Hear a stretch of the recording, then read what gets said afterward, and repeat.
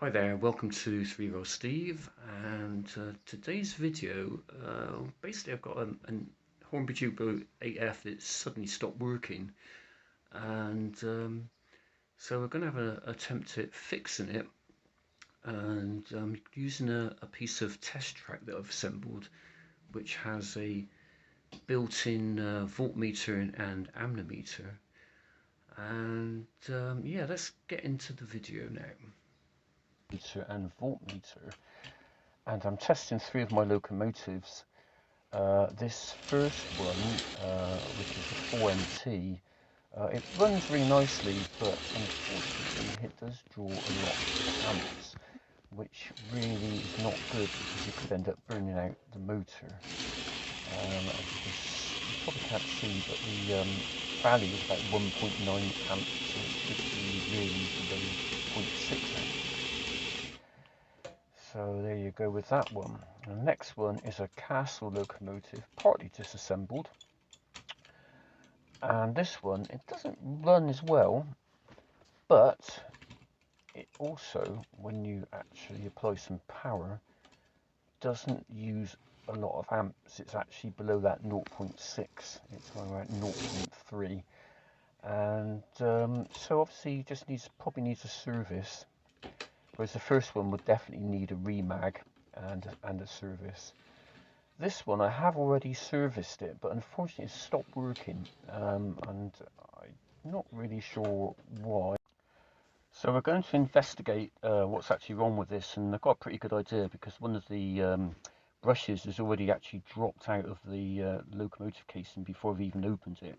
So obviously it wouldn't work with that missing, but I think there is something else fundamentally wrong with it, and as we go along we'll find out why it is.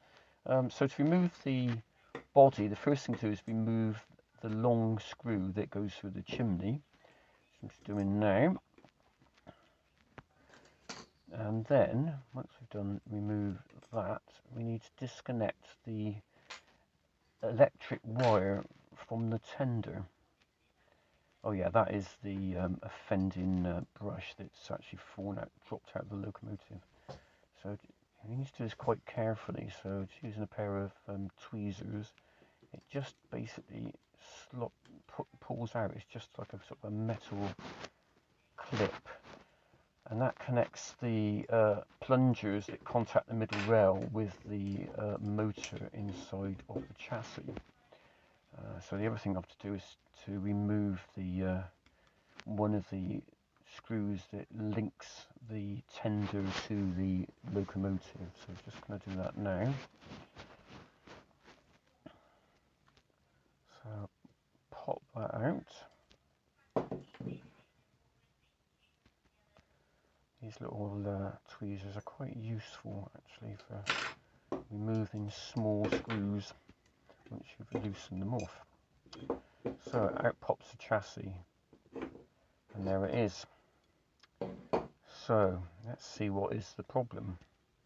So I think the first thing to do is to actually check that the wire that runs from the tender is properly isolated from the rest of the chassis, because the chassis is actually connected to the other contact. It's like a negative earthly car in effect. So the outer wheels and the chassis are all one circuit, and the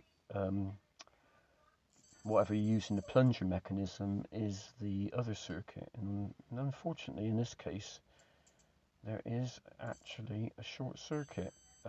Testing it across, you're getting a contact which you shouldn't get. So the brushes are held in place with a metal spring clip which runs through the brass nut at the front of the chassis. And I think what's actually happened is the insulation on one side of it's broken down, and you're just getting a short circuit straight across. So we need to replace that insulation. So what we'll probably do is to, oh yeah, I'm just going to point out all these various points. When you've got a chassis apart, it's a good idea to actually place tiny little bits of oil on all the axles or any moving part, but it's obviously a stressed tiny amount of oil not loads, you don't drown it. And also the worm drive um, there, which some nice white grease on that is a good idea as well. It keeps it all nice and quiet. Well, I'm cutting some cable. This is really thin insulated wire, like the thinnest you could get, I would imagine. So I'm going to cut that, and I'm just going to get some wire strippers. I don't know wire, I actually just want... Okay, so we're going to feed the piece of insulation that I've just removed over the metal clip. But first I'm going to... The actual wire from the tender has a brass tube on the end, and it needs to actually fit over the clip. The wire clip has to feed over the top of it, but I need to fit the insulation in between, so I'm just made it a little bit wider with a cocktail stick, and now I'm feeding the piece of insulation that I cut off just now onto the cable very carefully, because it's going to be a pretty tight fit, and I've not actually tried this before, so I'm not really sure if it's going to work. But I think with a bit of patience I should be able to just about feed it on. But it's quite fiddly, and it's just one of those things you just have to sort of gradually push it into place. So still not quite going on, but there you can see it. What I'm dealing with is quite small, and the bit of wire that it's on, and the metal clip has sort of like a, I don't know what it is, someone's soldered some sort of insulation to it. I'm not sure that is a standard piece of insulation. I think someone's bodged it in the past, and that's probably why it's failed. It's a problem when you buy things on eBay, or just the age of the things. They will always have things or history, things done to them that are probably not great, really. But I think this is a sort of a repair within the keeping of how it was. It would have had some insulation. There you go. I've got the insulation on the end of that wire clip, and now I'm feeding the copper tube, which has got the wire attached to it, onto it, and now it's should be fully insulated, I hope. That is the hope. And also should be able to clip the brush back on, which was the problem in the first place. Although I'm not convinced it's going to stay there. I don't really think that it changes the fact that it's popped out, so I might have to re-bend the copper on the brush to make it fit more securely. Anyway, just checking to make sure that we've got a circuit going from the brush to the wire at the back, and also that it's not short-circuiting against the chassis, which would not be a great outcome. But I think it all seems okay. So the next thing to do is see if it's actually got any life in it. So we just connect it up to a battery, and it did actually move a little bit then, so that's quite encouraging. Let's do it, test it again. I think we've got a little bit of a chirp at the motor. Nothing amazing, but it obviously must be working, so that's good. Okay, so we've got all the brushes and everything back in. Yeah, I'm going to just probably I've just taken the brush back out and re-bent it, and hopefully it will all clip together a bit more securely. That's the hope anyway. So there you go, it's kind of finished now. We're just going to stick it back on the test track, and I won't properly connect it to the tender, we'll just connect it with the clip. We just want to know if it's actually going to work before we reassemble it all. So we've got that there. That's all slid into place. So hopefully if we apply some power, it will go. So now we are going to reassemble it. So we'll start with the tender, and we'll first of all need to do is actually put it's a bit out of shot this, but to place the body back on the locomotive and feed the wire to the tender through the back of the locomotive body, and then clip it into position. Easier really with a pair of tweezers, but I seem to manage it with my fingers. And then we need to flip it over and reconnect the tender so that we're not stressing the wire. So yeah, pop that back in.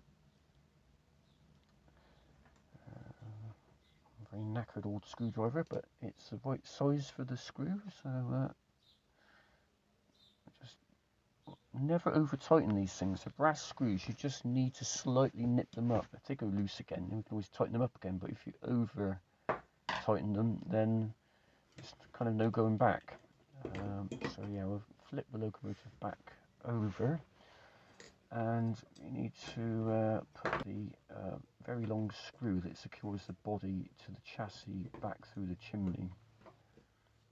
So which we popped it in place and just screws back in quite nicely.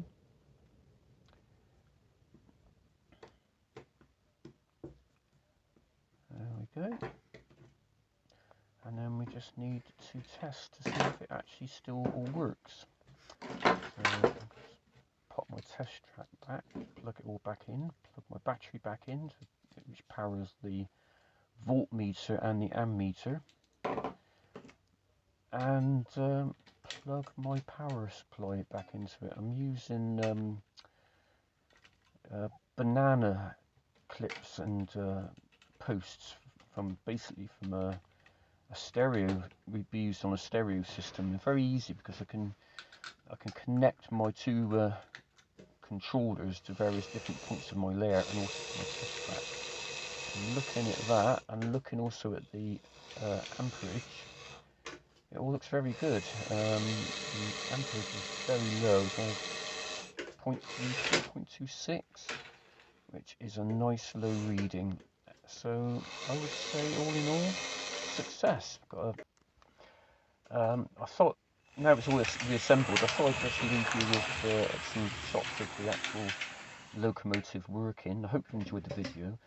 Anyway, just a bit of information on it. It's a Hornby Jublo 8F. It's all die-cast metal construction, and it's a rather lovely thing actually. I do really love these models. Anyway, I hope you've enjoyed the video, and I will see you on the next one. Bye.